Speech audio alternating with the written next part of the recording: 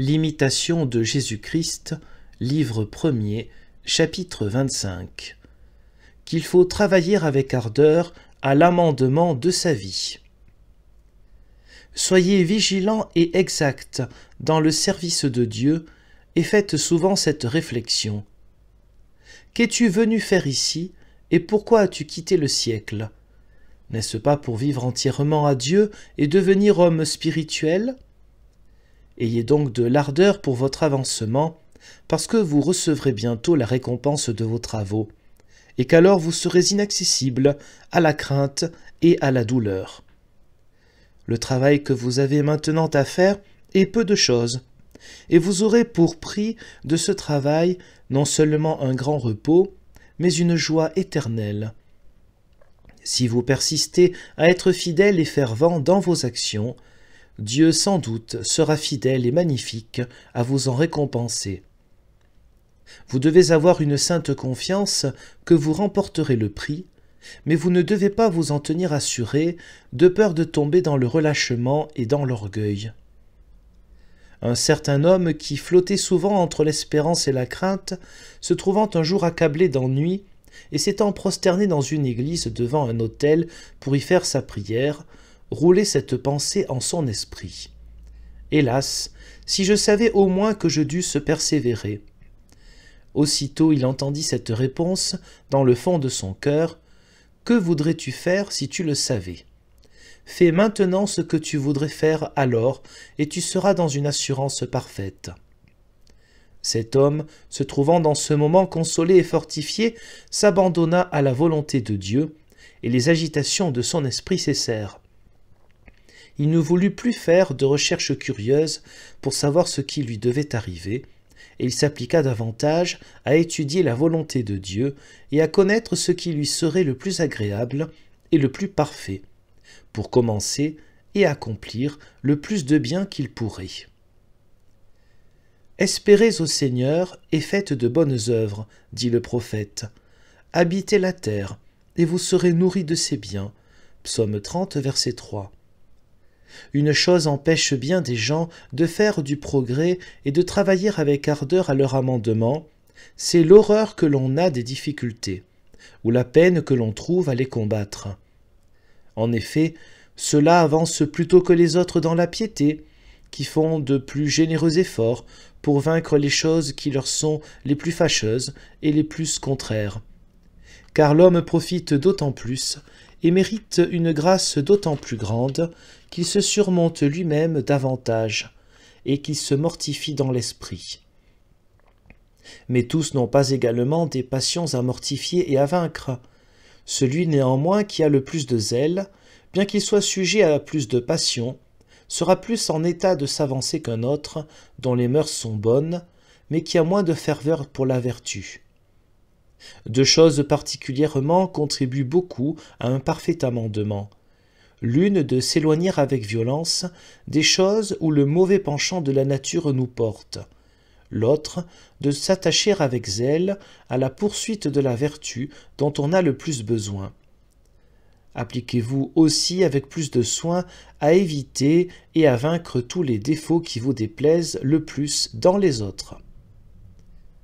Prenez de toutes choses occasion de vous avancer, en sorte que, si vous avez devant les yeux quelque bon exemple, ou que vous en entendiez parler, vous soyez animé à l'imiter. Que si vous voyez faire quelque chose digne de blâme, soyez sur vos gardes pour ne pas faire la même chose, ou, si vous y êtes quelquefois tombé, ayez soin de vous en corriger au plus tôt. Songez que les autres ont l'œil ouvert sur vous, comme vous l'avez sur eux. Qu'il est consolant et agréable de voir nos frères pleins de ferveur et de piété, bien réglés et exacts observateurs de la discipline. Qu'il est triste au contraire et fâcheux d'en voir qui vivent dans le dérèglement et qui abandonnent les exercices de leur vocation.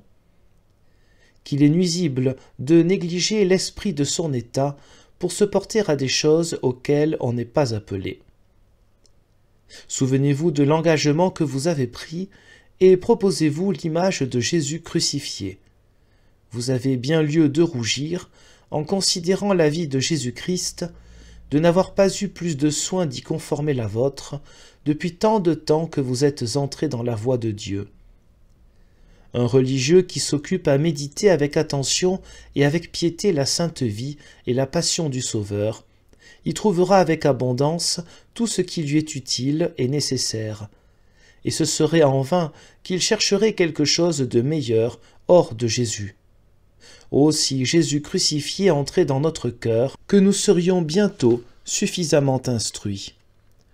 Le religieux fervent accepte et fait avec joie tout ce qu'on lui demande. Le négligent et le tiède ressent affliction sur affliction, et de quelque côté qu'il se tourne, il n'a que de la peine, parce que la consolation intérieure lui manque, et qu'il ne lui est pas permis d'en chercher au dehors. Le religieux qui ne vit pas selon sa règle est exposé à une grande chute.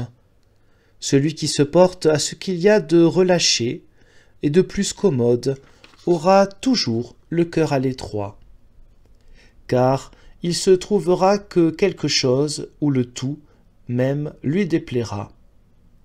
Comment font tant d'autres religieux qui vivent si resserrés sous la règle de leur maison? Ils sortent rarement, ils vivent dans la retraite, leur nourriture est très pauvre, ils s'habillent grossièrement, travaillent beaucoup, parlent peu, veillent longtemps, se lèvent de bonne heure, demeurent longtemps en prière, lisent souvent et gardent en toute chose une exacte discipline. Voyez les Chartreux, les religieux de Cîteaux et tant d'autres religieux et religieuses de divers ordres, qui se lèvent toutes les nuits pour chanter les louanges de Dieu. Vous devriez donc avoir honte d'être si paresseux dans le temps où un si grand nombre de religieux se mettent en devoir de louer Dieu.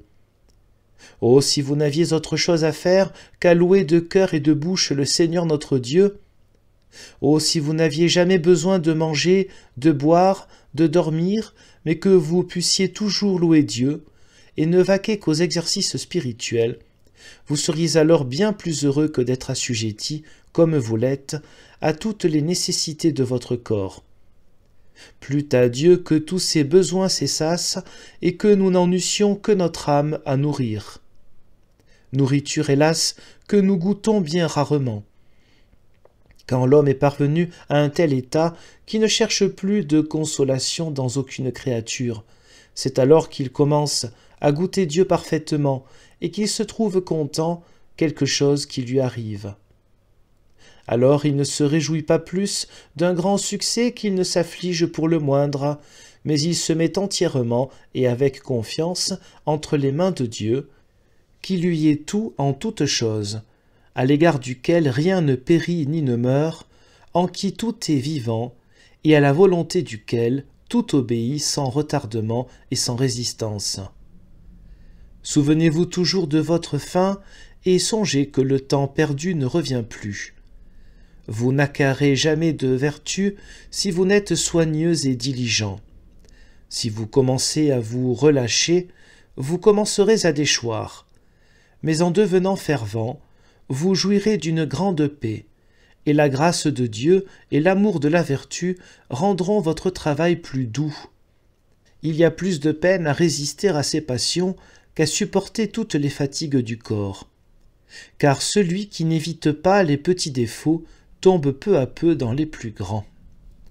Ecclésiastique 19, verset 1.